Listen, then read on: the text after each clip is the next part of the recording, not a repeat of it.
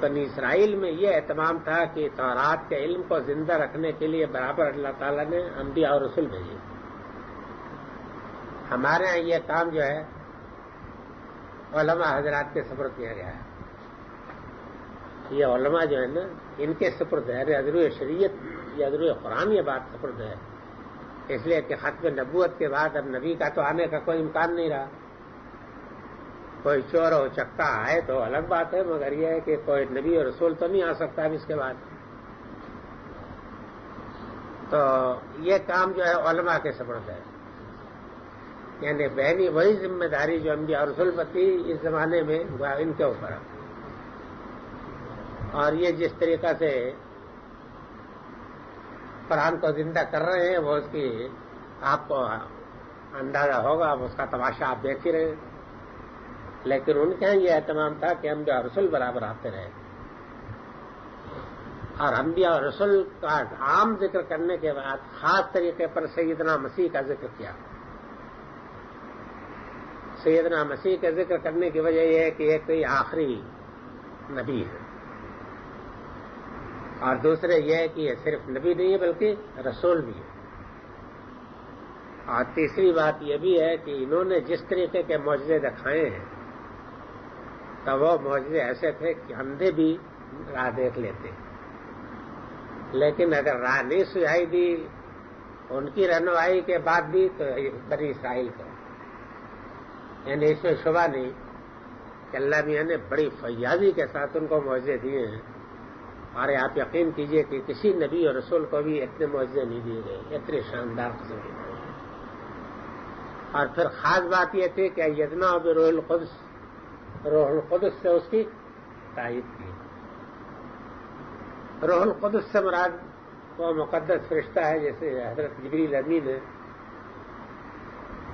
تو ان کی مدد کے بغیر جو ہے روحانی کارنامے جو ہیں وہ تو نہیں ہو سکتے نا.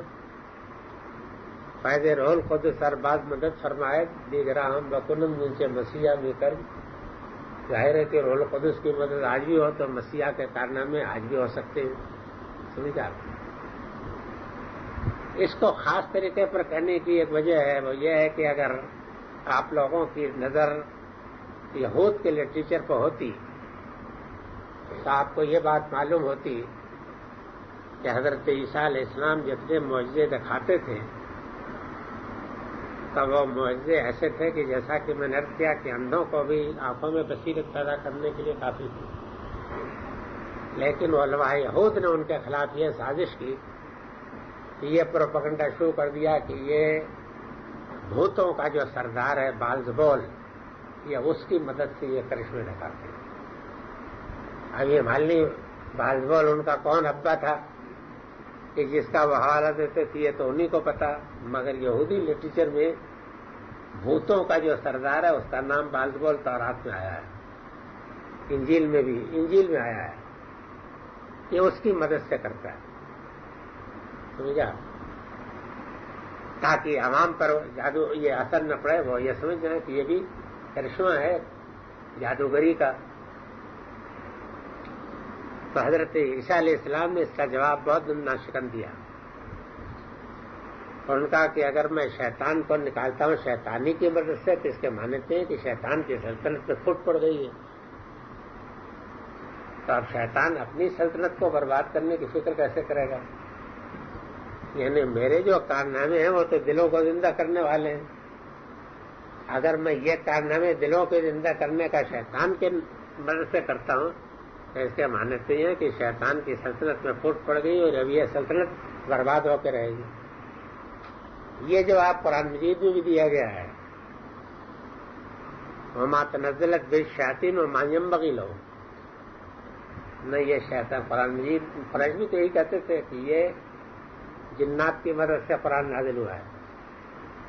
اللہ بھی نے ان کا جواب یہ دیا کہ اس کو شیاطین لے کے نہیں اترے اور ان کے لیے زیبا بھی نہیں. یعنی ان کو یہ چیزیں کہاں سے نصیب ہو سکتی ہیں؟ یہ تو ایسی ہے کہ جیسے تم یہ سمجھتے ہو کہ کوٹ کٹار کے درخت سے سیب چنا جا سکتا ہے نا، تو یہ ممکن نہیں ہے. کس طریقے سے ممکن ہے؟ تو فرمایا کہ اور اس کی خاص طریقے پر ہم نے تائید کی روح القدس کے ذریعے سے کہ جس کی مدد سے وہ یہ کارنامے دکھاتے ہیں. یہ واقعہ ہے کہ روح القدس کے ذریعے سے مدد تو ان کی یوں بھی نمایاں ہے کہ معجزات جو ان کے کرشمے ہیں وہ تو ہیں ہی. حضرت مسیح کی جو بروقت باتیں ہیں، جو باتیں وہ کہتے ہیں، یہ صاف معلوم ہوتا ہے کہ وہ اللہ میاں کی طرف سے آسمان سے براہ راست ان وقتوں پر آتے ہیں. چنانچہ انہوں نے کہا تھا اپنے شاگردوں کو بھی کہ جب تمہیں لوگ عدالتوں میں پکڑوائیں تو تم یہ نہ سوچنا کہ کیا کہو گے، ان وقتوں پر روح القدس خود تمہارے دل میں بات ڈالے گا اور تم وہ کہو. تو ایمانداری کی بات یہ ہے کہ اگر ایک آدمی کے اندر سچائی ہو، راست بازی ہو اور فتوت ہو، رجولیت ہو، تو پھر یہ ہے کہ ان وقتوں پر خدا کا فرشتہ اس کی مدد کرتا ہے. سمجھا؟ اللہ تعالیٰ اس کے وقتوں پر دل میں اس سے بات ڈالتا ہے. یہ خدا کی مدد ہر اس بندے کو حاصل ہوتی ہے کہ جو بندہ اپنی نگرانی کرتا ہے اور اپنی حفاظت کرتا ہے.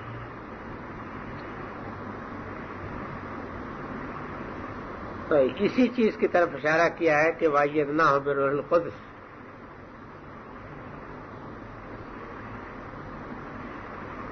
وہ آتے نا عیسی ابن مریم البینات سے مراد ان کے کھلے ہوئے معجزے ہیں اور روح القدس سے یہ خاص تائید ملکوتی ہے کہ جو اس کی طرف اشارہ ہے. تو کیا یہی تمہاری روش رہے گی؟ افَقُلْنَ مَا جَاءَكُمْ. اب یہ اس آیت کے بنی اسرائیل کو مخاطب کر لیا ہے جو قرآن مجید کے زمانے میں تھے. وہ تو تاریخ کی بات ہے.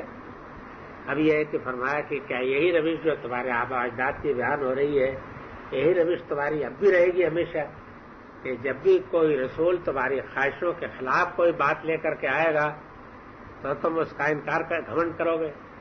یعنی چنانچہ یہی بات تم قرآن کے معاملے میں اور پیغمبر کے معاملے میں کر رہے ہو. تو کیا یہی روش ہے کہ جو تمہارے آبا اجداد سے چلی آ رہی ہے یہ اب بھی رہے گی تمہاری؟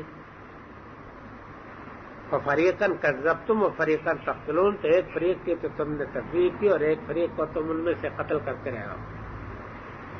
یہ بھی آپ کو معلوم ہے کہ بنی اسرائیل جو ہیں انبیاء کے قاتل ہونے کے بھی مجرم ہیں. حضرت زکریہ کو انہوں نے محراب و منبر کے درمیان قتل کیا، حضرت یحییٰ کو قتل کیا. سمجھ گیا؟ اور اسی طریقے سے سیدنا مسیح کو قتل کرنے کی سازش کی، لیکن یہ اللہ تعالیٰ کی عنایت تھی کہ ان کو اللہ تعالیٰ نے بچا لیا. اپنی قدرت کاملہ سے وہ قتل نہیں کر پائے. ان نبیوں کا تو ذکر بھی ہے، بلکہ اللہ نے ان کو اوپر لعنت کر دی ہے ان کے کفر کی پاداش میں. تو بہت ہی کم یہ ایمان لائیں گے. قلوبنا غلف جو ہے یہ ان کا بہت وہی استکبار جو اوپر ذکر ہے نا کہ استکبار کرو گے، اسی استکبار کی تعبیر ہے. فائدہ یہ ہے کہ جن لوگوں کو اپنے تقدس کا، اپنی مذہبیت کا، اپنے علم کا بڑا غرہ ہوتا ہے، کسی صحیح سے صحیح بات کو جب وہ انکار کرنا چاہتے ہیں تو اپنے مریدوں پر یوں دھونس جماتے ہیں کہ بھائی ہمارے دل میں تو یہ بات اترتی ہے اور ہمارا دل ایسا ہے کہ یہ ممکن ہی نہیں ہے کہ کوئی صحیح بات ہمارے سامنے آئے ہم اس کو پرکھ لیں، قبول نہ کر لیں. تو جب ہمارے دل میں نہیں اترتی یہ بات تو اس کے معنی ہے کہ یہ بات ہی اس قابل نہیں ہے کہ اس کی طرف توجہ ہے. یہ استکبار کا ایک طریقہ ہے. اگر آپ کو علماء حضرات سے صاحب کا پڑھا ہو تب آپ کو اس کا اندازہ ہو سکتا ہے کہ جی ہمارے دل میں کیوں کرتی ہے. خاص طریقے پر جب کسی چیز کو کے خلاف کوئی مدلل بات نہیں کر سکتے نا، کہتے ہیں بھائی اور تو ہم کچھ نہیں جانتے لیکن دل اس کو قبول نہیں کرتا، اور وہ اپنے دل کو سند مانتے. جب ہمارا دل نہیں قبول کرتا تو اس کے معنی ہے کہ یہ شے باطل ہے. سمجھ گیا؟ یہ ہے نہیں یہ واقعہ استکبار کا. تو یہود بھی قرآن مجید کے متعلق اس لیے کہ جب قرآن مجید ہر طرف سے گھیرے ڈال کر کے ان کو زج کر دیتا تھا نا، تب اس کے بعد وہ کہتے تھے کہ بھائی سیدھی بات یہ ہے کہ یہ چیز ہمارے دل میں تو کرتی ہے، ہم نہیں مان سکتے. تو ان کے امام کے اوپر اس کی دھوس جم جاتی تھی، اس لیے کہ وہ ذہنی غلامی میں مبتلا تھے.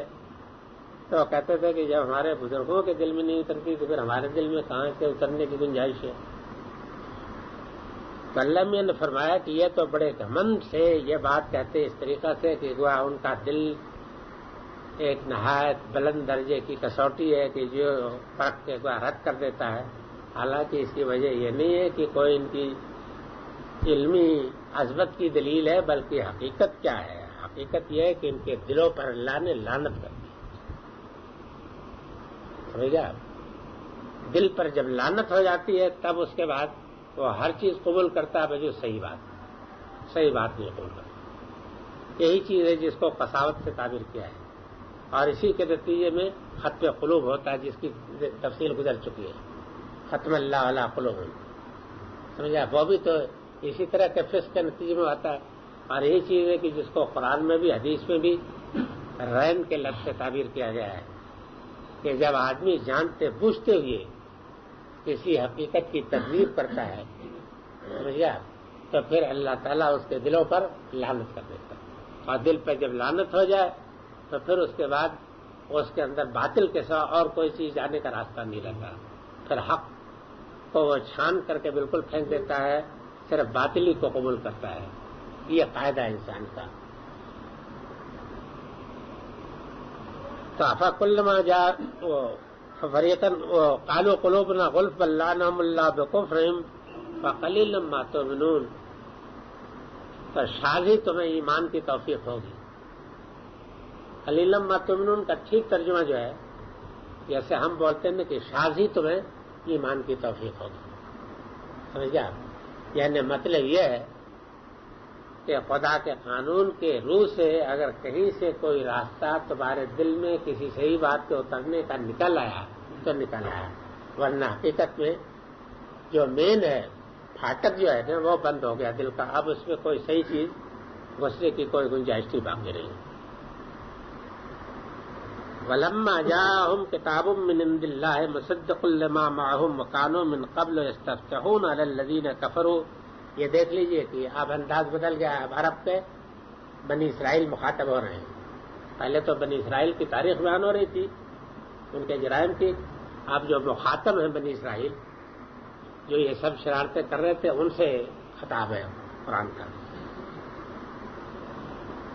وَلَمَّا جَاءَهُمْ كِتَابٌ مِّنْ عِندِ اللَّهِ مُصَدِّقٌ لِّمَا مَعَهُمْ وَكَانُوا مِنْ قَبْلُ يَسْتَفْتِحُونَ عَلَى الَّذِينَ كَفَرُوا فَلَمَّا جَاءَهُمْ مَا عَرَفُوا كَفَرُوا بِهِ فَلَعْنَةُ اللَّهِ عَلَى الْكَافِرِينَ. اسی چیز کو موقت کیا ہے تاکہ واضح ہو جائے کہ خداوند تعالیٰ کی جو لعنت ان کے اوپر ہوئی ہے تو کیوں ہوئی ہے. یہ وجہ ہوئی کہ جب ان کے پاس ایک کتاب آئی خاص اللہ کے پاس سے مصداق بن کر ان پیشن گوئیوں کی جو ان کے پاس پہلے سے موجود ہیں. یہ میرا ترجمہ توجہ سن لیجیے، سمجھا، کہ جبکہ ان کے پاس ایک کتاب آئی اللہ کے پاس سے مصداق بن کر ان پیشن گوئیوں کا کہ جو ان کے پاس پہلے سے موجود تھی. اور حال یہ ہے کہ یہ پہلے سے کافروں کے مقابل میں فتح کی دعائیں بھی کرتے رہے تھے. فلما جاءہم، تو جب وہ چیز آ گئی اور انہوں نے اس کو پہچان لیا تو انہوں نے کفر کر دیا. بس لعنت ہو ان کافروں کو. وہاں لعنت کا مستحق بیان کیا تھا، اب ان کے اوپر یہاں پھٹکار کر دی.